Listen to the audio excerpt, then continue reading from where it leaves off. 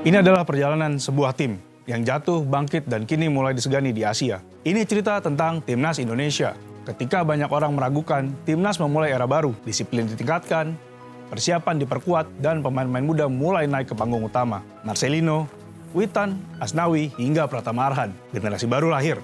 Generasi yang berani, cepat, dan tak takut melawan siapapun. Kebangkitan pertama terlihat di Piala AFF 2020. Meski belum juara, Indonesia melaju sampai final, menunjukkan karakter baru, berani menyerang, semangat juang tinggi dan kompak. Tentu ini jadi pertanda baik. Garuda bangkit, Indonesia punya wajah baru. Kemudian sebuah langkah penting terjadi. Untuk pertama kalinya sejak 2007, Indonesia lolos ke Piala Asia 2023. Di sana mereka membuat sejarah lagi, tembus 16 besar. Jutaan supporter Timnas Indonesia mulai menaruh kepercayaan besar. Mereka percaya pelatih dan pemain timnas mampu terbang jauh lebih tinggi lagi. Tak hanya tim senior, timnas U23 pun mencuri perhatian. Dengan keberanian luar biasa, Indonesia melaju hingga semifinal Piala Asia U23 dan melaju hingga hampir lolos Olimpiade. Untuk negara yang dulu sering diremehkan, pencapaian ini bukan biasa. Ini luar biasa. Dan puncaknya, untuk pertama kalinya dalam sejarah, Indonesia berhasil masuk ke putaran ketiga kualifikasi Piala Dunia 2026. Ini bukan lagi mimpi. Ini adalah langkah nyata menuju panggung terbesar sepak bola dunia. Kebangkitan ini bukan milik satu orang. Ini perjalanan seluruh tim. Pemain, pelatih, staf, dan jutaan supporter yang tak pernah berhenti percaya. Di balik ketegasannya, STY adalah sosok yang dekat dengan para pemain. Kadang galak, kadang lucu, tapi selalu hadir saat tim butuh. Mereka bukan hanya tim, tapi keluarga. Tapi seperti perjalanan besar lainnya, tidak semuanya mulus. Ada momen ketika Indonesia harus jatuh. Ketika kekalahan datang, lalu terjadilah sebuah keputusan yang besar. Keputusan yang membuat era Sintayong berakhir. Tidak semua cerita besar berakhir dengan selebrasi. Beberapa berakhir dengan keheningan. Sintayong, nama yang identik dengan perubahan, disiplin keras, mental baja, dan kebangkitan Timnas Indonesia. Di tangannya, Garuda terbang lebih tinggi. Final AFF, 16 besar Piala Asia, semifinal Piala Asia U23, putaran ketiga kualifikasi Piala Dunia. Tapi sepak bola tidak hanya soal progres, ia juga soal hasil. Dan di titik tertentu, hasil itu tidak datang. Sintayong pergi, bukan sebagai pelatih sempurna, tapi sebagai sosok yang mengubah arah Timnas Indonesia. Era boleh berganti, pelatih boleh pergi, tapi fondasi yang ia bangun akan selalu tertinggal. Terima kasih Coach. Cerita Garuda lanjut ke bab berikutnya. Ya, kita mulai bab baru dunia sepak bola Indonesia di era yang baru. Kebangkitan itu ada, tapi kekalahan juga terus mengingatkan kita kalau perjalanan ini belum selesai. Patrick Kluivert mengambil alih tim. Ekspektasinya jelas, harapan baru, gaya baru, dan ekspektasi besar untuk melanjutkan fondasi yang sudah dibangun. Membawa Indonesia ke level berikutnya. Tapi kenyataannya, tidak semudah itu. Melanjutkan perjalanan Timnas Indonesia dalam putaran ketiga kualifikasi Piala Dunia 2026, Indonesia harus mengalami kekalahan yang telak dari Australia dengan skor 1-5 di laga tandang. Di bawah Kluivert, Indonesia kembali merasakan kekalahan. Kesalahan yang sama muncul lagi. Finishing yang kurang tajam, lini belakang mudah ditembus, dan konsistensi yang belum stabil. Hasil ini menunjukkan bahwa transisi kepelatihan dan adaptasi taktik Kluivert masih memerlukan waktu. Kritik pun mulai menyeruak, mempertanyakan kemampuan Kluivert untuk meneruskan fondasi yang ditinggalkan Sintayong. Namun, Timnas Indonesia menunjukkan mentalitas baja dalam 2 pertandingan krusial berikutnya, membuktikan bahwa mereka masih punya harapan. Dalam pertandingan kandang yang krusial, timnas Indonesia sukses meraih kemenangan tipis 1-0 atas Bahrain. Puncak dari perjuangan di putaran ketiga terjadi saat menjamu Tiongkok. Di hadapan puluhan ribu supporter yang memadati Gelora Bung Karno, Indonesia berhasil menang 1-0 lewat gol penalti oleh Romani di penghujung babak pertama. Kemenangan ini ditambah dengan hasil pertandingan grup lainnya secara ajaib memastikan timnas Indonesia lolos ke putaran keempat kualifikasi Piala Dunia 2026 zona Asia. Putaran keempat ini adalah babak di mana mimpi dan realitas berbenturan keras. Indonesia melangkah ke panggung para raksasa. 2 pertandingan yang menentukan segalanya, harapan, kebanggaan, juga air mata. Di Jeddah, Indonesia mengejutkan dunia, unggul lebih dulu lewat penalti Kevin Dix, kita sempat bermimpi. Tapi perlahan Arab Saudi membalikan keadaan. Skor 3-2 dan meski kalah, dunia melihat Garuda tidak menyerah. Lalu datang laga penentu melawan Irak. 90 menit penuh tekanan, kita bertahan, kita melawan, kita berharap. Sampai gol di menit 76 meruntuhkan segalanya. Di beberapa laga, Indonesia terlihat kehilangan identitas permainan. Transisi lambat, koordinasi bertahan kurang solid, dan serangan tidak seefektif era sebelumnya. Ini bukan hanya soal pelatih, ini soal bagaimana tim masih mencari bentuk terbaiknya. Ketika Sinteyong datang ke Indonesia, tim nasional kita sedang berada di titik rendah. Mental rapuh, fisik tertinggal, ranking FIFA hampir terpuruk di dasar dunia. Di tangannya Indonesia mulai berubah, lalu nama besar itu datang, Patrick Kluivert, nama besar Eropa, rekam jejak di panggung tertinggi. Pengalaman yang tak dimiliki siapapun di Asia Tenggara. Kluivert datang membawa harapan bukan hanya untuk menang, tapi untuk mengubah wajah sepak bola kita. Timnas Indonesia yang masih muda, penuh potensi dan lapar akan pembuktian, merasa mendapat sosok ayah baru. Dan Kluivert dengan senyumnya yang tenang seperti berkata, "Tenang, kita bisa." 2 pertandingan, 2 kekalahan, 2 pukulan berat. Semua tekanan, semua kritik, semua ketegangan akhirnya memuncak. Dan federasi mengambil keputusan pahit. Patrick Kluivert dipecat. Tak hanya kedua orang yang besar itu aja.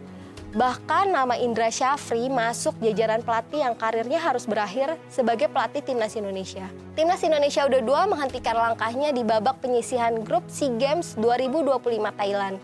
Padahal Garuda Muda susah payah mempertahankan status juara bertahan. Dalam sepak bola Indonesia, kita sudah terbiasa melihat pergantian pelatih. Pergantian itu seakan sudah menjadi rekan bagi para supporter. Begitulah drama pergantian pemain. Di dunia ekonomi, goodbye Bu Sri Mulyani, welcome Pak Purbaya.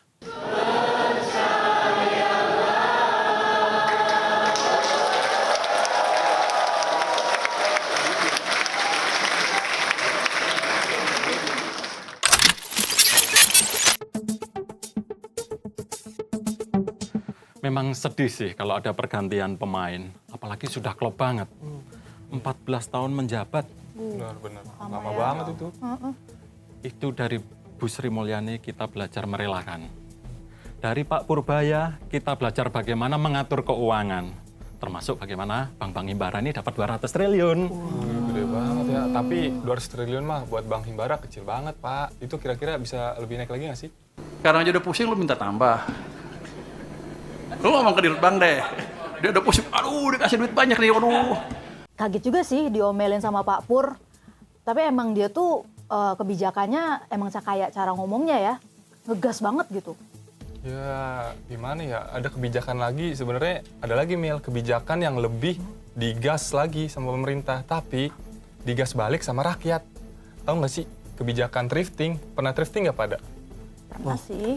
Kan Indonesia itu kan negara demokrasi. Demokrasi. Harusnya masih bisa dong. Dari London ya, Mas? Menolak kan? Siapa yang menolak, saya tangkap duluan.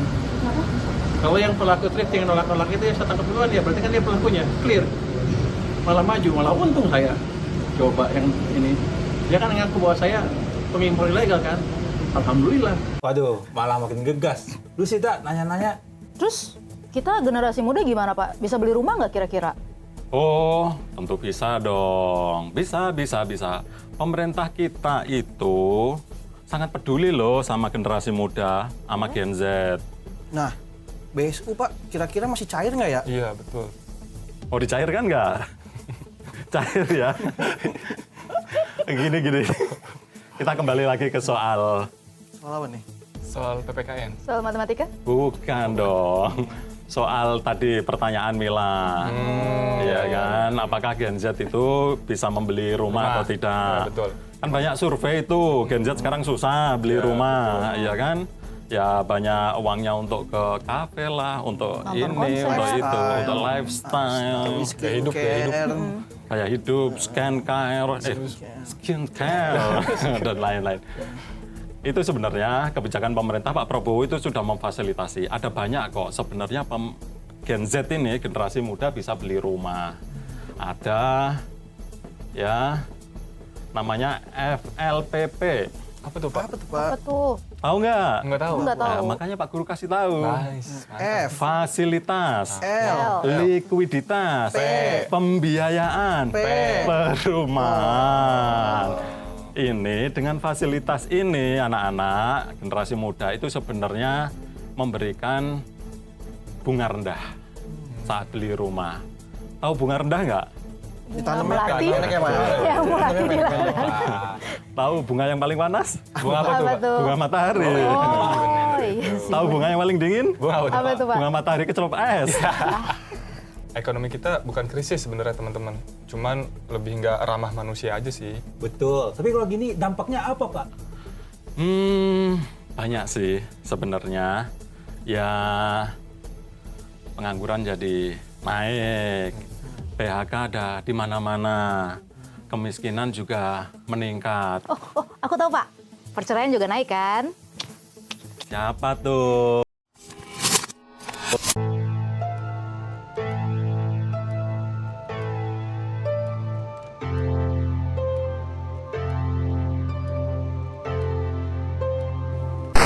Sepanjang tahun 2025, publik nyaris tak pernah lepas dari isu rumah tangga.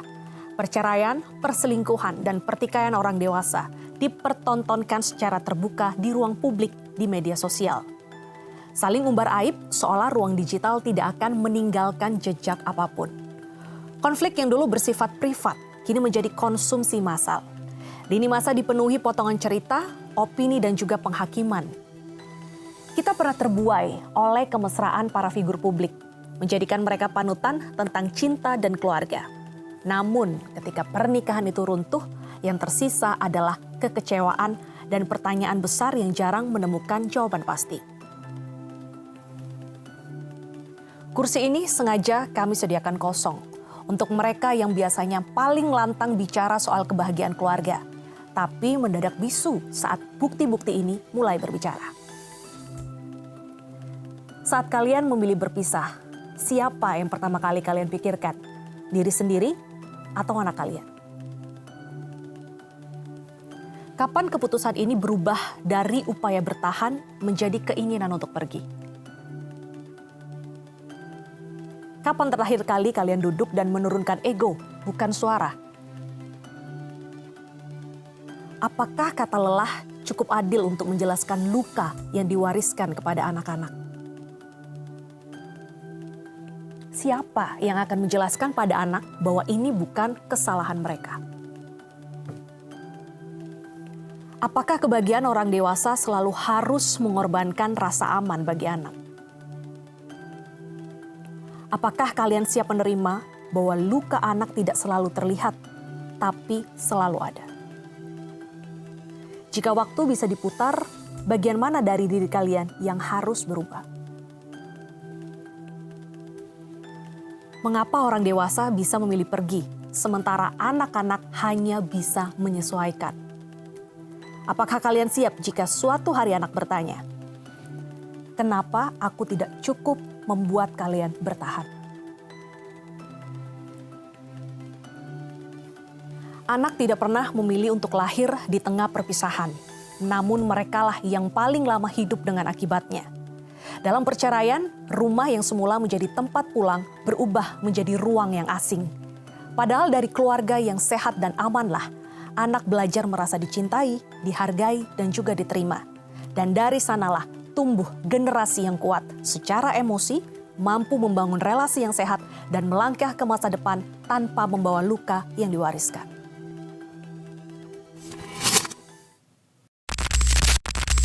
Karena mereka naik gaji, pajak dilimpahkan ke rakyat.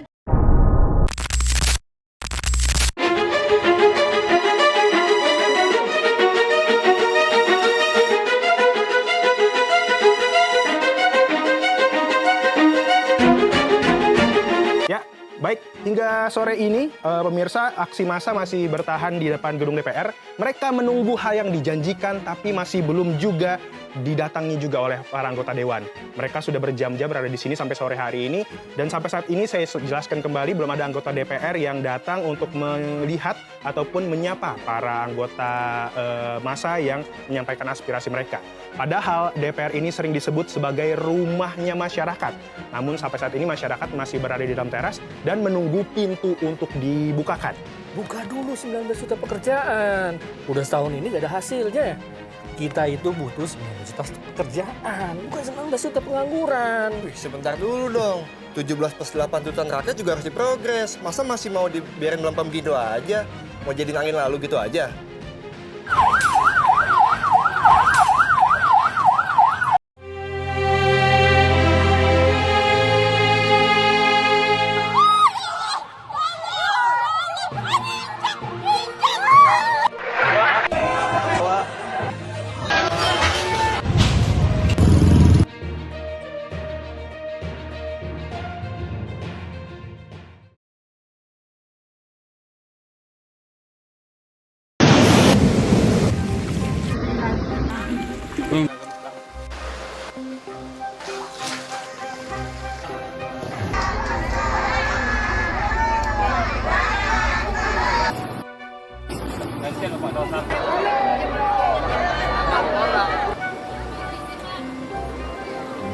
Gak kerasa kita udah di penghujung 2025. Tapi jujur, ngerasa gak sih kalau tahun ini tuh berat banget? Konflik yang gak kunjung reda di luar sana, kerusuhan akibat krisis politik di dalam negeri, sampai bencana yang terjadi di Sumatera. Please remind lagi soal demo kemarin. Angka 17+8 bukan sekadar tanggal atau hitungan. Itu adalah simbol saat batas kesabaran rakyat sudah habis. Saat seniman, komika, mahasiswa, sampai ojol bersatu karena melihat hukum dipermainkan kayak mainan anak-anak. Sabar, jangan marah-marah. By the way, emang gak ada berita bagusnya? Kata siapa nggak ada berita bagus? Makanya baca okezone.com lengkap dan cepat beritanya. Nih ya, gua spill buat lo semua. Ngomongin 2025, satu kata buat Indonesia, prestasi. Kita mulai dari olahraga dulu. Di SEA Games 2025 di Thailand, Indonesia bawa pulang 91 emas dan finish di peringkat 2. Wushu kita juara umum, bahkan berkuda sama futsal mencetak sejarah. Geser ke ekonomi. Pertumbuhan ekonomi kita di 2025 makin tangguh, tumbuh sampai 5,04% di triwulan ketiga. Bidang pendidikan, siswa kita menyabet 6 medali emas di ajang International Junior Science Olympiad atau IJSO di Rusia. Lingkungan dan kesehatan juga nggak ketinggalan. 5 daerah menang ASEAN Environment Award dan akses layanan kesehatan makin luas. Dan ini nih yang paling membanggakan, yang bikin Indonesia bakal makin pede di panggung dunia. Presiden Prabowo Subianto pidato di PBB, mendorong pengakuan Palestina dan misi perdamaian. Pidatonya lugas, berani, dan konsisten. Apalagi ini panggung bergengsi dunia, guys. Pertama kalinya Indonesia nggak lagi jadi penonton, tapi berani menyuarakan langsung. Keren banget nggak tuh presiden kita? Selain itu, Indonesia resmi masuk BRICS dan bahasa Indonesia dipakai di UNESCO. Jadi jelas ya, sepanjang 2025 Indonesia bukan cuma hadir, tapi berprestasi. Ya, tahun ini mengajarkan kita banyak hal tentang jatuh dan bangkit, tentang suara yang sempat tak terdengar, dan harapan yang tetap memilih bertahan. Indonesia berjalan melalui tahun yang tidak selalu mudah. Ada kekecewaan, ada kegaduhan, ada luka yang belum sepenuhnya sembuh. Namun sejarah bangsa ini selalu membuktikan satu hal. kita tidak pernah berhenti percaya bahwa esok bisa lebih baik. Di tahun 2026, harapan itu tidak boleh padam. Harapan bahwa pemerintahan dan kekuasaan dijalankan dengan nurani dan kebijakan lahir dari keberpihakan pada rakyat, bukan pada kepentingan segelintir. Negeri ini terlalu besar untuk dikelola dengan ego, terlalu berharga untuk dipertaruhkan oleh kepentingan sesaat. Indonesia membutuhkan pemimpin yang mendengar, yang berani membenahi, dan yang tidak lupa bahwa amanah tertinggi adalah melayani. Kita percaya perubahan tidak selalu datang dengan gemuruh. Kadang ia hadir pelan dari keputusan yang jujur, dari kebijakan yang adil.